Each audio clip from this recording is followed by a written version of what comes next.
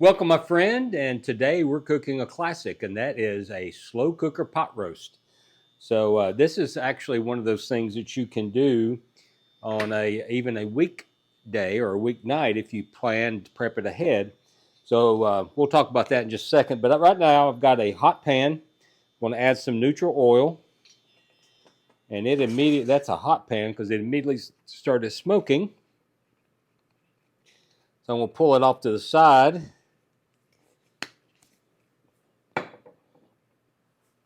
Then I'm going to sear my chuck. You probably saw me doing the trimming and the tying of this. Now, as I put this in, by the way, even though it's hot, the temperature is going to drop as I add this quote-unquote cold meat. So I'm going to up the temperature just a little bit. What I'm doing here is I'm just going to brown this on all sides. That both adds flavor, adds color to the gravy. Whew, that is really happening. So I've got this going. I'm going to turn these as we go and brown these off. And then we're going to continue on with our veggies. What I've got here is a slow cooker. This is the kind I really like to use. I've got a link to it down in the description. Now that's the kind of color right there I'm looking for. And so I'm going to turn it and continue cooking on all sides. I'm going to finish this off and I will bring you around the corner. All right, welcome back. I'm just pulling these from the pan. I've got some nice fond in the bottom. So I'm going to now, I'm going to add a little bit of oil so that it just doesn't create any more problems. And now I'm going to turn the heat down just a little bit, and I'm going to add my aromatics. Now, anytime you use a mirepoix or some version of it, onions always go in first. That allows them time to sweat and have all that goodness come out. Now, as these do sweat, I'm going to start deglazing the pan with the moisture that comes out of here. And also, when we add our moisture for that we're going to use to braise in, then I'm going to deglaze it even further. Now, the onion always goes first unless you're cooking bacon. And then you cook the bacon first, and that is to render the fat that you can then saute the onions in. All right, so I'm going to start by adding adding my salt and pepper to this. And that salt is going to help draw the moisture out of those onions even faster. Now I'm going to add my celery.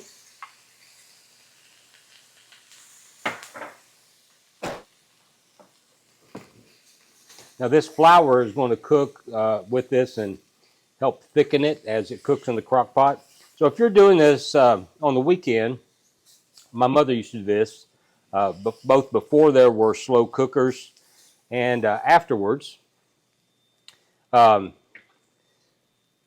She would start this early on a Sunday morning. Here's the tomato paste. We would go to church, and by the time we got home, everything was cooked. I'll remember those days very well, fondly. I miss my mother. So there's the tomato paste. This is going to add some sweetness as well as some color. And then my garlic. Now, I think it calls for 3 cloves. 1, 2, 3. That makes it so easy. So what I'm going to do is I'm going to cook this now until the garlic becomes fragrant. And as soon as you can smell the garlic, it's time to add your liquid. That's just a good rule of thumb. Oh yeah, we're getting some great caramelization going on these veggies. So what I'm going to do is by the way, my liquid, what do I have? I've got approximately half a cup of red wine and half a cup of gelatinous chicken stock that I made here in the kitchen. I've got a video for. I'll put that in the link below. I'll put that in the link. I put that in the description below so you can watch that. Most recipes call for beef broth. For me personally, I just find that's a little too strong. So I prefer simply to add a good chicken stock. All right, I'm just gonna go ahead and add the rest. Bada bing. There we go.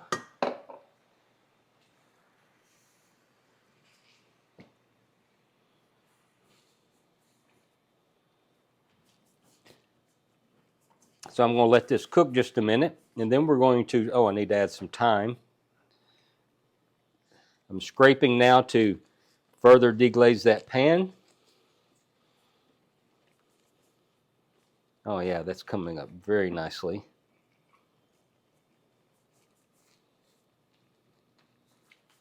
Starting to bubble. So here's what's going to happen. I'm going to transfer this, turn this off, transfer this now to the slow cooker. You may see a number flashing on the front. I've got this set to 16 hours. It will not cook that long, not anywhere near, but it will cook all day. So if you're doing this for Sunday church, I described what my mother did. All right, so now I'll save the bay leaves to last. If you're going to do this on a weekday, you would do all your prep work on prep day over the weekend, and then the day of, when you get to the kitchen in the morning to make your coffee, then you could start what I'm doing. You could actually even brown your meat on prep day and keep it wrapped and airtight. And then all you have to do then is transfer everything to the slow cooker, and away you go. So now I'm going to stir in these veggies.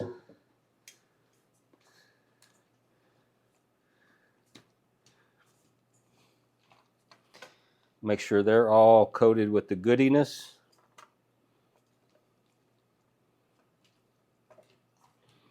Then I'm going to nestle my my meat down in there. So now here's the drippings.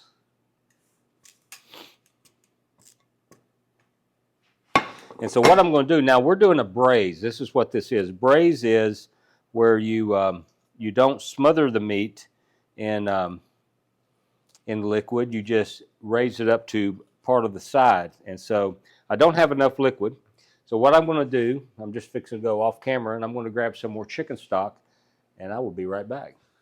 So as you can see, this is very gelatinous, and I'm just going to add this slowly. I probably won't need all that I have, but my late mother said, if she said it once, she said it 1,000 times. Better to have it and not need it than to need it and not have it.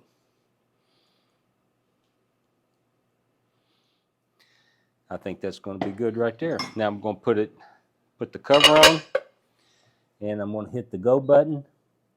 And now this starts cooking, and it'll cook as I go to work and come back. This will cook all day on low. If you want to put it on high, then it's going to cook for a shorter amount of time, and that information is all in the recipe. So we're going to let this go, and when we come back, it'll all be cooked, and we'll be serving it. So I'll see you when it's done.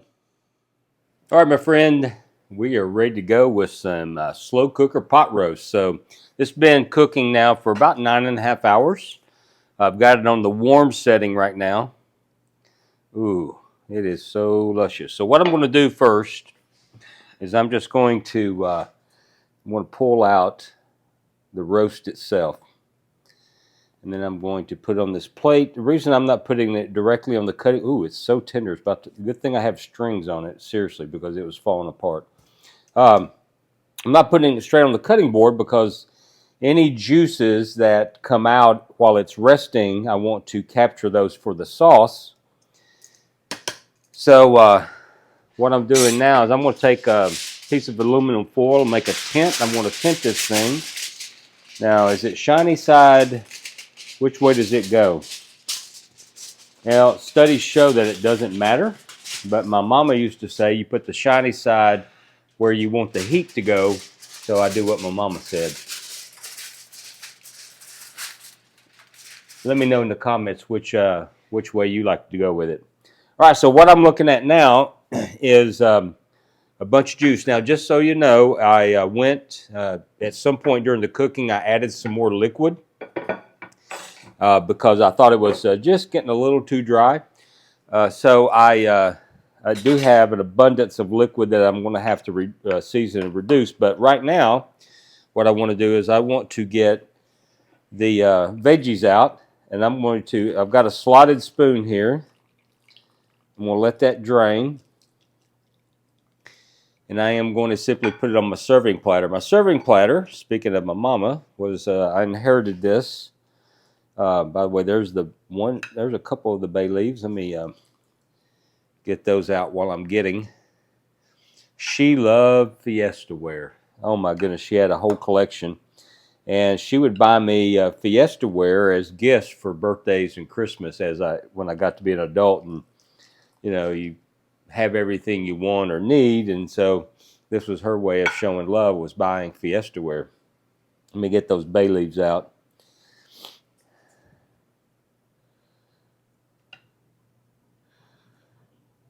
Come on out of there. And I am just going to continue getting these veggies out and putting it on the platter where we're going to serve. And we'll, what I'm going to do is, as I get them all out, I'm going to tint this, keep it warm as well.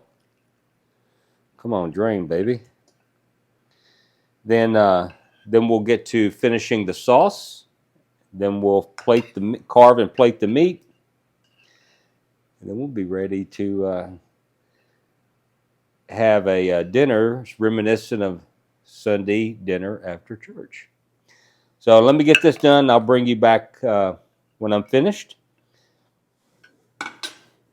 All right, so I've got the veggies out there looking good, so I'm going to set those to the side right now and get my other tent and tint those. Ooh, nice steaming hot. Let me just see.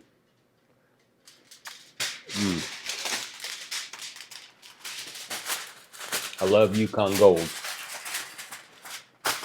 I'm going to have to adjust the seasoning, but I'm going to do that after I make the sauce, or I'm going to season the sauce after it reduces.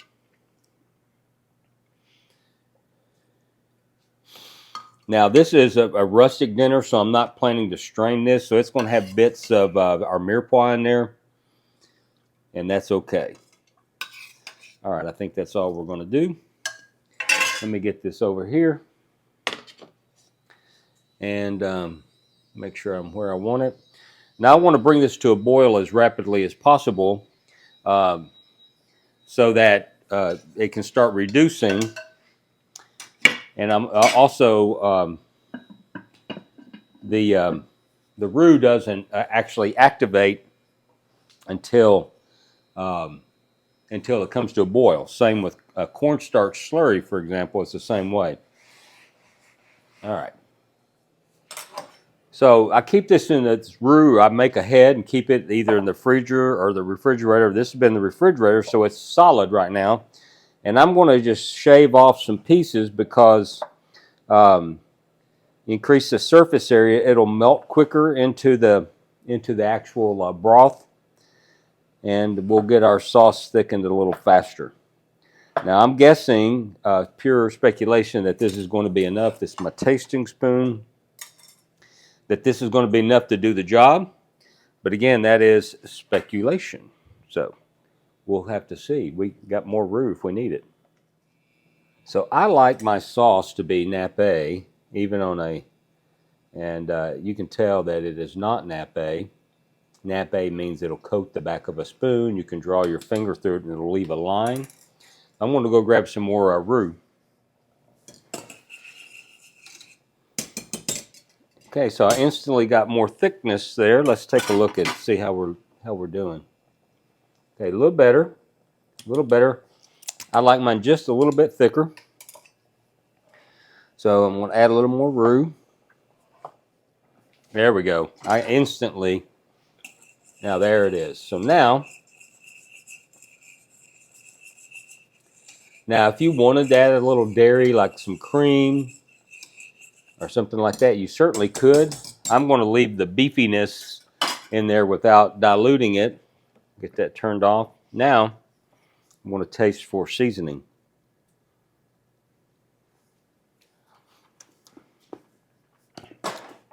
So it does need more salt for sure.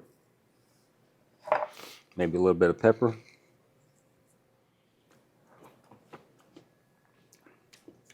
That's perfect.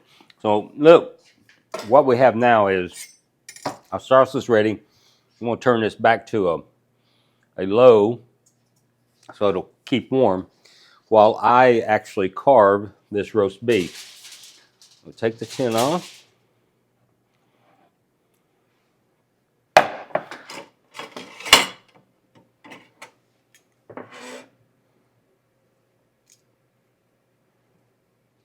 There are not a lot of juices, but I never want to waste any, so we're going to put those right back in.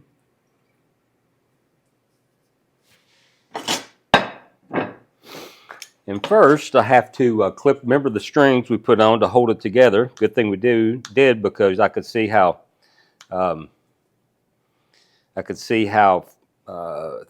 tender it is. It was already starting to fall apart. Without the strings, it would have fallen apart on me.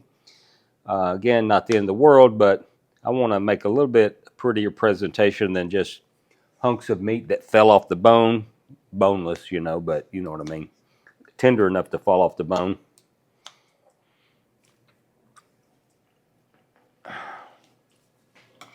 So tender. So tender. All right, now, let's get to carving. This is so tender. My goodness. Man, this is so tender. It is falling apart. So what you want is about 1/2 inch slices, and we're cutting across the grain. All right, let's come back now, and let's plate. Look at those juices on the plate. So what I want to do first, these pieces that shredded, I am going to place right here. This serving platter is perfect for this. So now I've got a bed of meat soaking up all those juices that were there. Perfect. And this is going to be my bed. Now let me decide. I'm going to present, this is my presentation side. So these that are a little bit rougher looking, I'm going to come in and put them toward the back. Right here. Then these really nice pieces I'm going to put toward the front. So if you like Fiesta ware, are you one of those people who have to use the same color combination, or do you like on a place setting will you mix and match the colors? My wife and I are completely different. I mix and match, and she wants the same color. So what I'm going to do is carefully fill my sauce boat. Oh, made a drip. I was trying to avoid that. Mama called me a bull in the china closet. She wasn't far from right. All right, so now we've got a boat full of sauce. Now I'm going to use the rest of the sauce here, not the rest. I'm going to pour that over, right over the top of the meat, over some veggies as well. I don't want to drown it, but once it's cut, it'll go dry, so I want to keep some sauce on it. First, I've got some freshly chopped parsley. This stuff will brighten anything. I've not tried it on vanilla ice cream yet, but who knows, that may be next. I'm going to get some over here. Now I've got some sliced green onions. I couldn't find scallions, so I just took some green onions, sliced them fairly thin on the bias. I'm going to put those on as well. And this, my friend, is a dinner worth having. Now you can obviously cut back, and maybe should on this recipe. That's a lot of food for a weeknight or even a weekend. But look at all the leftovers. Invite company over. My goodness, you have a delicious feast right here. Just remember this: a day in the kitchen beats a day of working any day. We'll see you next time.